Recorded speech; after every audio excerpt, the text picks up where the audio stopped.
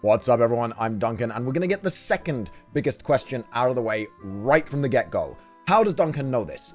I can't say. Of course I can't say. Whoever says how they know something when it's early information? All I can tell you is I am so confident in this information, just like I was confident in Incineroar and Smash, just like I was confident about a bunch of stuff about Usum, and I was proven right again and again and again on my live stream. So I am confident in this information, and I am so confident that I'm going to put my money where my mouth is. If I am wrong about where the region is based for Gen 8, almost said the region out loud there and ruined the big reveal. If I'm wrong about this region location for Gen 8, I will give away $500 on a Twitter video or a tweet, or maybe even on YouTube. So remember to subscribe and remember to follow me on Twitter. But I will give away $500 of my own money, flat out. Here's $500 plus whatever this video makes. So I'm not going to be like, oh, I made more than $500 for the video by some fluke in January. No, if I make any money from this video, which is very unlikely in January, I will give away $500 plus whatever this video makes on Twitter or on YouTube in Amazon gift cards valued between $10 and $50 each,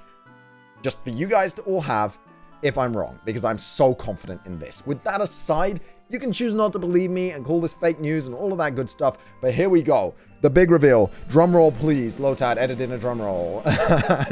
The place that Gen 8 is basing its region off of is my home. It's the United Kingdom. Now, I've loved how Pokemon have taken different regions of the world and based not just the area and the zone around it and the culture. And I'm really excited to see how they tackle the UK. We're a country with a lot of history. For the people who don't know British history, at one point we basically owned the world. So we're a very diverse culture. We're a very, very historic culture. We've got a lot of history here. I sometimes joke that the doorknobs in my house, not that one, but downstairs, I've got a doorknob on a stained glass door that is older than America. And that's one of the jokes I like to make. It's older than current American history. Obviously not the continent, but the American sort of country.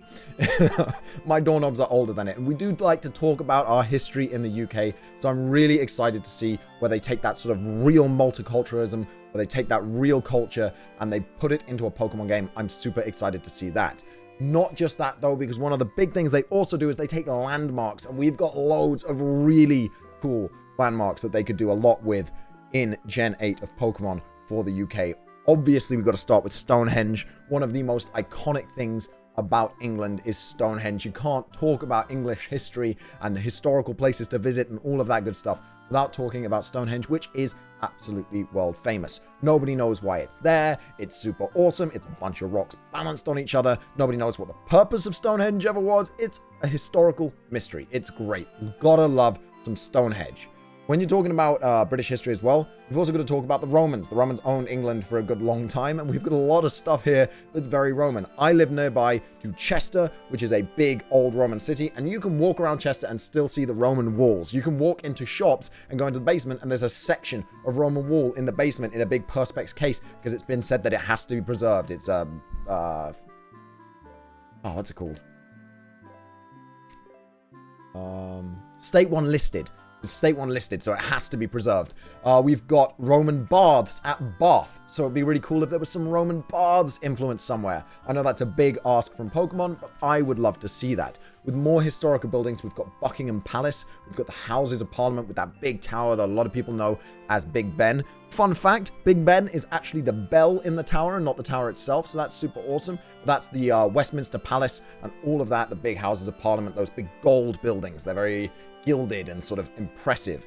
But we've also got amazing natural landmarks like the White Cliffs of Dover that you could go and we could put in big white cliffs on a beach town because we've got a lot of beaches in the UK. We're a tiny island, so an island would be fun. Like one big island and then an island off the side to represent Ireland. There is so much they could do with this region. We've got modern landmarks too. We've got the Shard in London, which is a big, impressive building. We've got the London Eye, the Millennium Dome, all kinds of awesome stuff. More modern arty stuff. We've got the Angel of the North. You guys should be seeing all of this on your screen. It's really, really impressive. Just really cool modern stuff too. So I'm really looking forward to seeing all of that.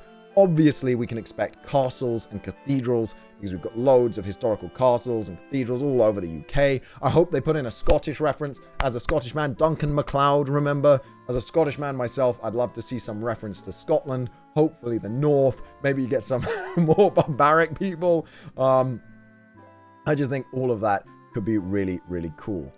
Now, one thing that people are going to ask me is, UK, what starter Pokemon do you want to see? Obviously, a Barbary Lion themed starter and or legendary. I think probably starter though, because we just had a Lion legendary in Sun and Moon with Solgaleo. It's a bit difficult to have 2 Lion legendaries in a row, so I'm hoping for a Lion starter. We've got to have something based on a Barbary Lion in the UK. Of course we do. When it comes to grass types, there's always the rose, which is our national flower. It's one of our national symbols, is the rose. So we could have a rose-based grass type, although there is Roserade, Roselia, all of that in the past. I am expecting to find them in a UK region. They better be around. Roselia, Roserade, all of that better be around. And if we don't get a new lion, we better find Leo in the wild really early on. And then this is just a personal one because I'm from Africa and there was a big thing in Africa around British colonialism and all of that, and elephants were important. So I would love to see elephants in this game as a starter. I know that's a big ask, but a water elephant. We've also got a place in London that was right near where I grew up called the Elephant and Castle. So that would be cool if there was like a castle elephant that referenced the Elephant and Castle, which is a quite iconic area of London. So, you know, a big castle-y elephant, maybe a water type elephant or grass type elephant that grows a castle on its back. That'd be really cool. Nice big bulky Pokemon. But there we go, guys. This was just meant to be a reveal video. And as I said, it's January, so I'm not really interested in dragging it out to 10 minutes. Thank you so much for watching. I hope you guys like this and I don't get a huge amount of hate going, it's fake, it's fake, it's fake. Just wait. Look, best case scenario for you guys, I'm right? And then you got to find out early. Worst case scenario for me, I'm wrong, and you guys get $500, which is another best case scenario for you. So it's win-win, right? If I'm wrong, you get $500, and if I'm right, I was right, and nobody loses anything, and you guys chose to watch this video, so you can't even be mad that it was spoiled. So thank you so much for watching, guys. I hope you enjoyed this video. If you did, please remember to like, all of that good stuff. I will be hitting up this news so hard when this game drops news and we get the official confirmation that it's a UK region. I'll be dropping so many videos about that news as soon as it comes out, obviously celebrating that I was right because I like being right. But guys, trust me on this. That's all I can say, and I'll see you guys next time. Bye-bye.